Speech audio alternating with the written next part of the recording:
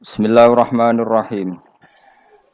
Terus Imam Fathul Bari itu cerita, ketika Rasulullah Shallallahu Alaihi Wasallam dawuh ikra'hu fi syahrin, ada sahabat yang pamit mau khataman tiap bulan nggak boleh, 2 minggu nggak boleh, seminggu nggak boleh. Walhasil itu dipakai alasan. Terus Nabi ngendikan ikra'hu fi syahrin, sampai ikra'hu fi sab'in, sampai ada riwayat ikra'hu fi salasin. Sudah 3 hari khatam sekali itu sudah kebanyakan. Apalagi 1 hari khatam sekali. Itu kemudian dipakai kelompok tertentu untuk mengkritik tradisi NU yang 1 hari khatam. Tapi apa jawabannya Imam Fathul Bari? Apa mereka yang mengkritik itu benar-benar nyata ikra'hu fi syahrin, kemudian mereka itu khatam tiap bulan? Kan enggak juga. Oke, kamu kritik enggak apa-apa dari Imam Sinten Ibnu Hajar Al-Asqalani, tapi kamu juga harus baca ikra'hu fi syahrin tiap bulan benar-benar apa? Khatam. Ikra'hu fi sab'in. Memang benar-benar tiap 7 hari khatam. Niki ngritik sing khataman sedina tapi ya ora khataman tiap 7 hari. Jangan bakatnya njen ngritik. Nah, terus Imam Fathul Bari cerita. A'rafun nas, orang paling tahu tentang yang dikehendaki Rasulullah sallallahu alaihi wasallam tentu ashabu, beberapa sahabatnya. Dan ternyata Sayyidina Utsman itu setiap malam khatam. Artinya apa? Tiap hari beliau khatam. Masa Sayyidina Utsman enggak tahu hadis itu? Sayyidina Utsman tiap malam niku khatam. Imam Bukhari rawi hadal hadis yang meriwayatkan Nabi itu melarang khataman keseringan, yang meriwayatkan hadis ikra'hu fi syahrin, ikra'hu fi sab'in. Beliau itu tiap malam khatam Quran, dan khusus Ramadan khatam 2 kali. Bukan karena order lagi, memang benar-benar khatam. Jadi pagi khatam, indal iftar, nanti khatam lagi sampai indas sahur. Sehingga terus mulai sanad kula dugi Mbah Dolah, dugi Mbak Arwani sedanten lewat orang tua saya, lewat guru-guru kita. Khataman tiap hari itu enggak punya akibat apa-apa. Karena itu ahwalu masyayikhina, itu sudah perilaku masaya-masaya kita. Terus niki yang perlu saya ungkapkan. Kemudian orang-orang yang kayak Mbah Minan itu ngalami toyul wakti. Gurunya Imam Sa'roni namanya Ali Al-Mursifi, ini cerita tentang Sirajul Qori. Saraipun Mandumah Satibi. Di antara keramatipun guru Imam Sa'roni, niku 1 hari itu khatam 360.000. 1 hari.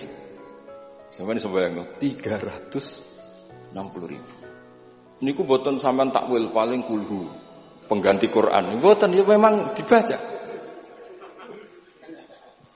Sampai muridnya Imam Sa'roni itu tanya, "Taqra'uhu bi harfin wa sautin?" Apa kamu baca dengan huruf juga ada suara jenengan? Naam. Kata beliau, maddawahi al-waqta. Ini Allah memanjangkan waktu untuk saya ikraman di Rasulihi Muhammad sallallahu alaihi wasallam. Jadi beliau ngalami toyul wakti. Toyul wakti itu waktu diringkas sedemikian rupa sehingga beliau baca itu dalam waktu 24 jam ya kayak mungkin bagi kita ratusan tahun. Namanya toyul wakti. Nah, kenapa itu bisa terjadi? Terus kata-kata sarahnya Satibi tadi Sirahul Gorek, wa hadza amrun la tasa'uhul uqul wa hadzuna minhu at-tasdiq.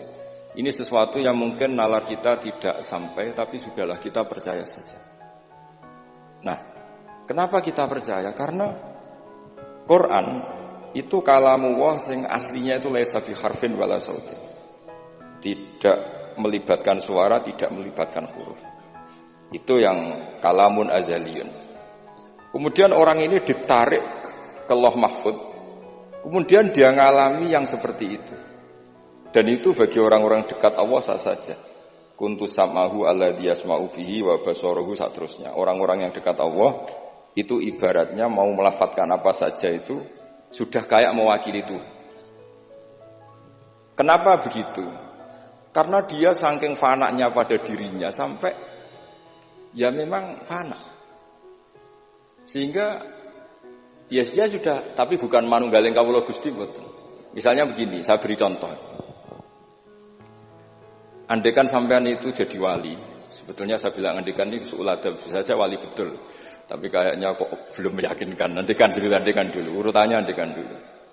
Kalau sampean jadi wali, itu enggak tahu bedanya antara ayam itu melahirkan telur atau telur lahir dari ayam dengan ayam itu lahir dari batu. Itu nggak tahu bedanya.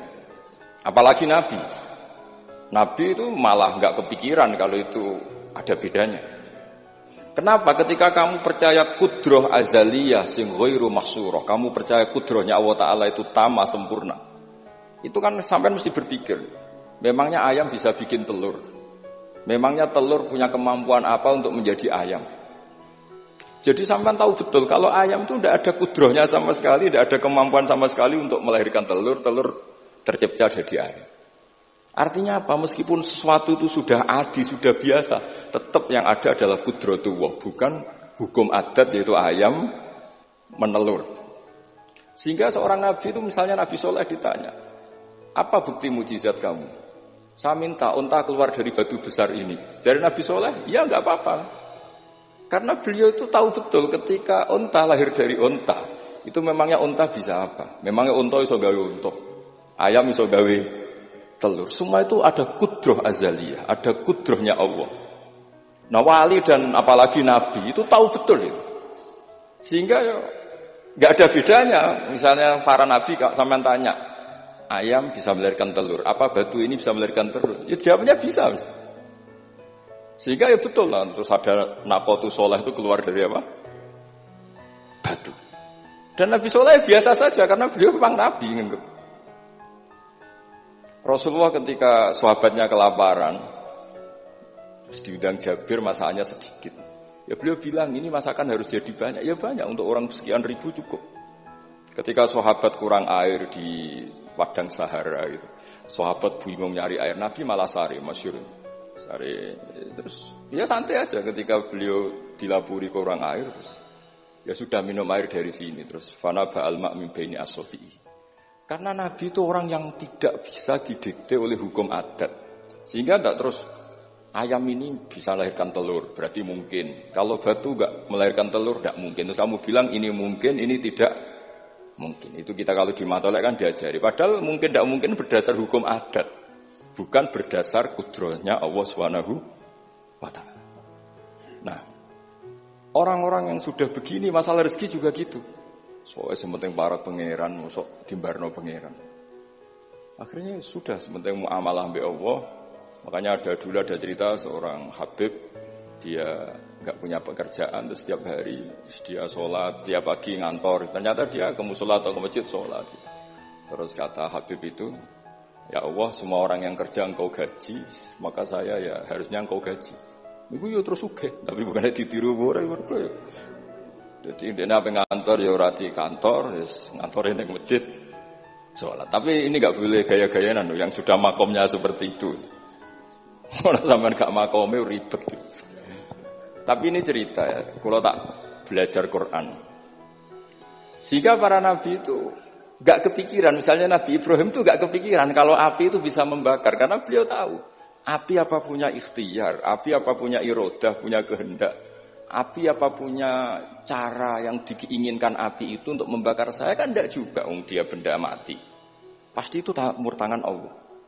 Sehingga ketika beliau mau dibakar ya santai aja. Beliau nggak tahu bedanya di sana sama di sini. Semua nabi itu begitu. Ma kunta tadrimal kitab walal iman. Makanya semua nabi itu rata-rata ummi itu ya pokoknya sudah begitu. Makanya disuruh berdoa ya nggak mau. Kata malaikat Jibril, saya Jibril untuk nolong kamu. Tidak, saya tidak butuh kamu. Maksudnya kamu ngomong, nanti tak sampaikan ke Allah. Allah itu sudah tahu tanpa kamu. Hasbi min su'ali ilmuhu bihali. Itu Nabi. Nah, Rasulullah Muhammad SAW juga sama. Ketika mau perang Badar, itu kan musuhnya itu 1000 lah kira-kira gitu. Sahabat itu 300. Terkenalnya 313 sama dengan ashabi apa itu? Talut itu. Apa itu waqatala apa Daud itu ashabi Daud itu. Itu Nabi ya santai aja. Padahal itu pedang satu dipakai orang 10. Sampai bisa bayangkan perang pedangnya gentenan. Tidak bisa kan? Tapi Nabi karena diutus Allah ya jalan saja. Ya santai. Karena bagi Nabi itu nanti ada kudratullah. Betul. Ternyata perang musuhnya 1000, musuh 300, yang satu perlengkapan lengkap, yang satu gentenan pedang. Perang yus. Dibacok sik nyelip pedang ngono mesti kan nyuruh. Gak iso mbayangno. Singkat cerita terus masyhur itu Nabi terus berdoa. Ya Allahumma intuhlik hadil isobat alam tu'bad ba'dal yaum. Walhasil terus ada pertolongan dari Allah. Artinya Nabi nganggep ini gak penting 300 apa 100. Orang menang itu ya karena biqudratillah. Begitu juga di perang Khandaq di. Sehingga Nabi itu pernah minta kakinya kambing. Kaki yang depan namanya dirok. Dirok itu 2 kan. Namanya kaki depan itu dirok. Coba ambilkan dirok itu, ini ada tamu, diambilkan. Terus diambilkan lagi. Ambilkan lagi 1, diambilkan. Terus ambilkan lagi. Bukankah kambing diroknya hanya 2 ya Rasulullah? Andai kan kamu langsung ngambil, pasti tetap jumlah itu ada. Karena ketika Nabi ngendikan ini jadi konstitusi. Jadi kemana malaikat kudu melok ribet Nabi ngendikan. Ya masyhur kan Nabi khutbah, padahal pas musim kemarau nggak mungkin hujan cara hukum adat. Ya Rasulullah khutbah itu suwi-suwi niki wong bingung perkara ana udan. Pun sowe niki bingung halakatil amwal mergo gak ana udan. Niku Nabi langsung ngendikan udan. Bareng udan minggu berikutnya wong kebanjiran sakniki mboten rusak krana kemarau tapi krana banjir. Niku Nabi ngendikan Allahumma hawalena wala ini langsung mari. Artinya Nabi itu nggak bisa didikte terus. Ini secara ilmu falak, ini nggak musim hujan. Nah, saya kan perhitungan, gelem istisqa sak usih didelok wis musim dadi istisqa. Kalau di konco kiai ahli falak, ini kon istisqa ora gelem. Tak takoki kena apa? Tak hitung jek suwi kesudan iki. Engko ora ketara ramandine, dadi dekne ngenteni. Wis, yo ono kiai rondo politik ngoten yo. Tangan-tangan yo bener, timbang terkenal ngobos kan nurono reputasi dadi. Iku yo. Tapi kalau Nabi itu ndak. Nabi itu makun tadrimal kita bualal iman. Karena kalau kita sudah makom itu enggak bisa didikte oleh al-ahkam al-adiyah. Nak pitik mulai rondok dari pitik. Makanya ketika ada kitab Al-Fusunul Hamidiyah, hukum adat ini telah membodohkan kita lama sekali sehingga Anda tidak bisa percaya kudroh tamah. Dan ini kaitannya formal baminan ini nanti tentang Quran. Nanti jenengan melihat mukjizat terus gampang sekali. Terus kata Imam Al-Husunul Hamidiyah ngendikan umpama klungsu niku biji asem nih. Andai kan tidak pernah terjadi klungsu itu jadi asem yang besar. Kemudian buah, kemudian macam-macam lah. Ditabrak truk nganti yo masalah tenan. Terus itu enggak pernah terjadi. Terus akhbaru kamu birun, terus kamu diberi cerita orang, ini klungsu ini bisa jadi pohon besar sekali suatu saat. Kamu pasti tidak percaya. Wah ini mohal, masa barang kecil jadi besar. Berhubung sering terjadi, terus Anda bilang mungkin. Tapi pertanyaannya, ketika mungkin itu kamu kan gak ikut bikin. Namanya mungkin tidak mungkin kan kamu harus punya otoritas ikut bikin. Kamu kan tidak ikut bikin, kok bilang ini mungkin, yang ini tidak mungkin.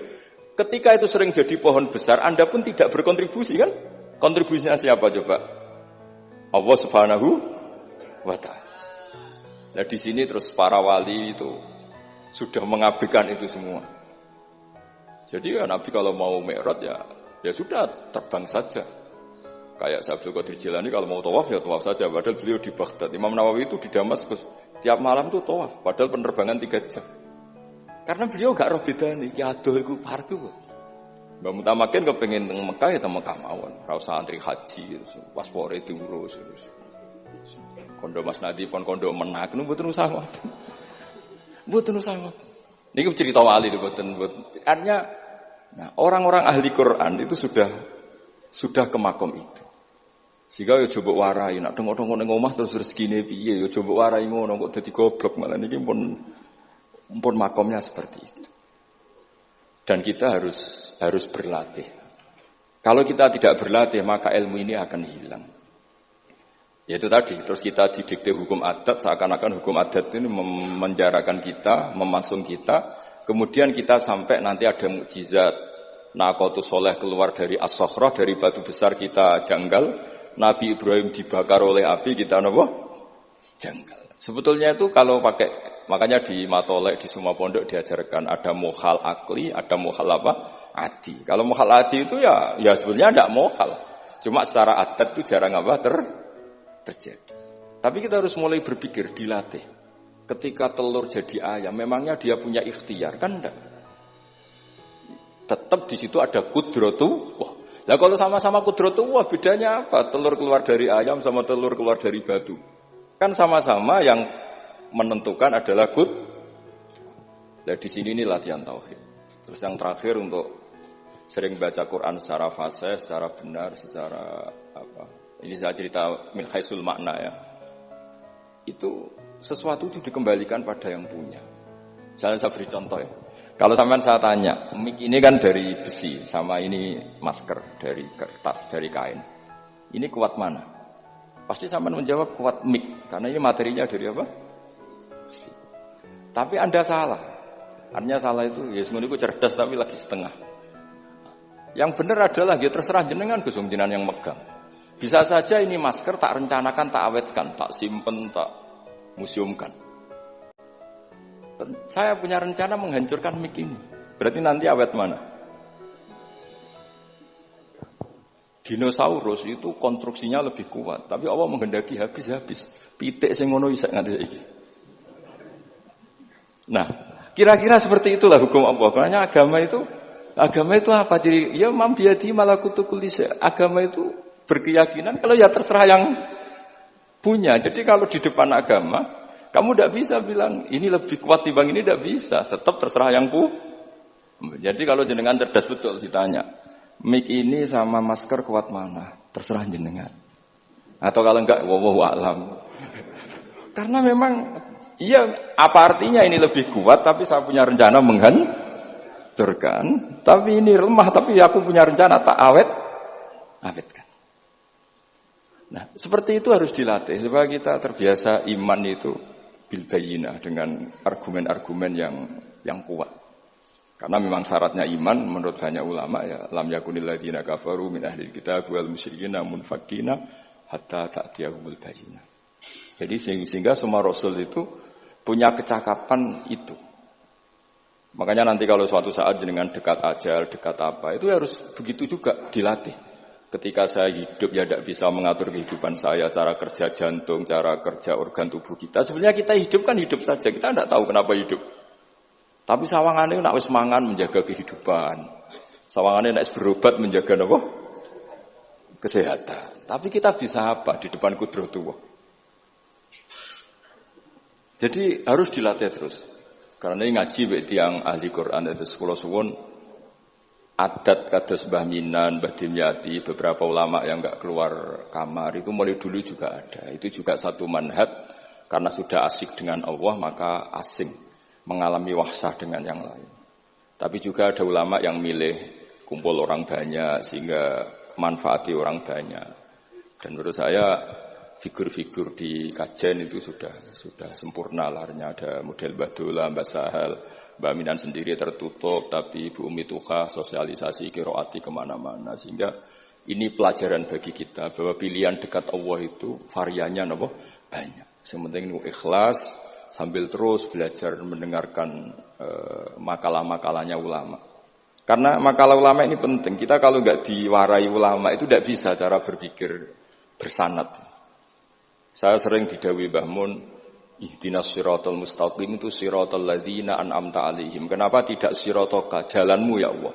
Fa inna Allah ta'ala la ya'kul wa la yashrab wa la yanam. Allah itu tidak makan, enggak tidur, enggak apa-apa. Terus kita bisa niru apa, Pak? Tapi kalau siratal ladzina an'amta 'alaihim artinya thariqullah adalah dengan mengikuti orang-orang yang telah diberi nikmat. Jadi kita niru Mbah Dola, niru Mbah Arwani, niru orang-orang baik. Karena kita enggak bisa niru Allah. Makanya setiap Allah cerita orang kebaikan, cerita kebaikan itu pasti cerita aktor-aktornya. Ulaikal ladzina an'ama Allahu 'alaihim terus minan nabiyyin. Terus itu aja diceritakan keluarganya min dzurriyyati Adam wa mimman hamalna ma'anu supaya orang itu hormat sama leluhur. Saya kenapa cerita Mbah Mutamakin bukan tafakhur bin nasab bahwa kita soleh begini tuh barokahnya doanya orang-orang dulu min dzurriyyati Adam wa mimman hamalna ma'anu. Masih diteruskan wa min dzurriyyati Ibrahim wa Israil. Baru soleh secara umum yang tidak perlu nasab. Wa mimman hadaina wajtabaina. Jadi Allah menghormati nasab sampai seperti itu. Sehingga rata-rata orang-orang soleh itu ya babanya soleh. Mosok turunane sing wakaf masjid, sing kiai puluhan tahun, kalah mbek wong sing dadakan dadi kiai. Yo ketoke ora pati fair. Niki mboten kok urusan kula fanatik nasab nggih. Tapi tetap ini bisa jadi kiai karena melok partai wa mimman hadaina wajtabaina. Tapi yo ketoke yo pantese yo rada antri lah, aja kok ngarep nemen-nemen nak. Ya masa terus misalnya ora tau wakaf masjid, ora tau wakaf tanah, ngerti-ngerti kepengin mimpin.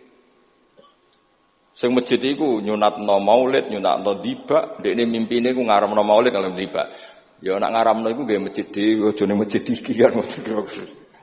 Terus Allah itu saking reganine tiang-tiang soleh dulu itu sampai ketika cerita orang baik itu pasti cerita mbah-mbahnya. Wa kana abuhuma sholihah. Ketika ada orang diperhatikan Nabi Khidir itu pertimbangannya wa kana abuhuma sholihah. Itu dalam kitabnya Said Muhammad, abuhuma itu abuhu as-sabi'. Jadi bapak yang ketujuh dari Hulam ini, bukan bapaknya pas. Kayak Mbah Mutamakan sekarang sudah turunan keberapa, tapi barokahnya sampai sekarang. Jadi selalu ada cerita itu. Makanya disebut ta'allamu ansabakum matasiluna bihi arhamakum. Kamu harus kenal nasab-nasab kamu supaya kamu bisa menyambung rahim-rahim kamu. Kemudian nasab yang gen ini khusus umatnya Rasulullah SAW, alhamdulillah ditambah nasab sebab. Jadi misalnya para habaib itu jelas mulia sekali karena dzurriyyah bad'ah min Rasulillah. Kemudian ada nasab disabab, yaitu karena iktidak bisunati Rasulillah atau karena ngaji atau karena ilmu. Ini disebut kullu nasabin wasababin munqati'un yaumal qiyamah illa nasabi wasababi. Sehingga ada orang yang benar-benar ahli bait karena gennya kayak Sayyid Hasan, Sayyid Husain, tapi ada orang yang diaku keluarga Nabi karena amalnya kayak Salman Al-Farisi ketika beliau punya ide cemerlang di Khandaq, Nabi memujinya dengan apa? Salman minna ahlal bait. Jadi niki artinya gini, jenengan meskipun tidak keluarga Mbah Minan secara gen karena yang keluarganya ya tentu Mas Fatah dan saudara-saudaranya, tapi kita bisa menjadi keluarga beliau karena amal dan karena mahabbah. Nggih ngoten mawon nggih sing ndonga nggih ampun kula lah. Wis nurut mawon daripada niki bentrok nggih ribet. Wow, nak gak nurut itu Mas Nadi terus dikerano banser ning pun teng kanan kiri niku ribet niku panglima tertinggi napa? Udah kewakili itu kok ketuane tapi semua yang jelas saged meremot. Nggih, monggo berdoa Al-Fatihah. A'udzubillahi minasyaitonir rajim. Bismillahirrahmanirrahim. Ar-Rahmanir-Rahim. Shiratal ladzina an'amta 'alaihim ghairil maghdubi 'alaihim waladdallin. Bismillahirrahmanirrahim. Nahmaduka ya Ghafuru ya Syakuru wa shalli wa sallim wa barik ala habibika Mustafa Muhammad wa ala alihi washabihi wa barik wa sallim asma'in. Allahumma ya ilahana ya wa fi barakati da'ina ilaika barakati mutawassilina ilaika bi jayyi habibika Muhammad. Ighfir ya awwalim ba Ahmad minnan Abdillah salam wa ali darajatihi fil jannah wa barik fi ahlihi wa fi dzurriyyatihi ya Allah. Allahumma ya ilahana ya ij'alna ya aminin mutmainin alladzina la khaufun 'alaihim wa lahum yahzanun waj'alna salimin wa nimin mu'afin min kulli bala'in dunyal akhirah. Waj'al ya Allah himmatana al-ulya fi hadhihi ad-dar'i la kalimatika ya Allah hatta nakuna ya wa khudamatan di syariatika wa abnaina ya Allah wa abnaina fi khidmati syariatika al-gharra al-bayda lailuha kana hariha ya Allah aqimna fi dzalika wa inna ala dzalika ya Allah Rabbana atina fid dunya hasanah fil akhirati hasanah wa qina adzabannar sallallahu alaihi sayyidina Muhammad sallallahu alaihi wasallam subhana rabbika rabbil izzati amma yasifun wa salamun alal mursalin alhamdulillahi rabbil alamin.